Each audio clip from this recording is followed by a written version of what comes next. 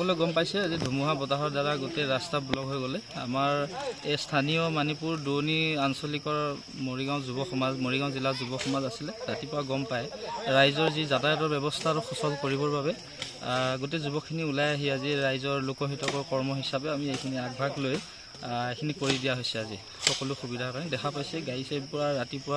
ৰাতিৰ পৰা ভিৰ লাগি আছে সেইখিনিকে আমি লক্ষ্য কৰি যুৱ সমাজৰ দ্বাৰা এইখিনি আজি কৰা হৈছে কিমান ঠাইত আপোনালোকে আজি ৰাস্তা মুকলি প্ৰায় 4 জেগাত গছ বাগৰিছে সৰু সুৰাকৈ বহুত আছে ডাঙৰ গছ 4 জেগাত আছে আমি কাটি আজি এডাল 4 নম্বৰডাল কাটি ৰাস্তাটো মুকলি কৰি দিয়া হৈছে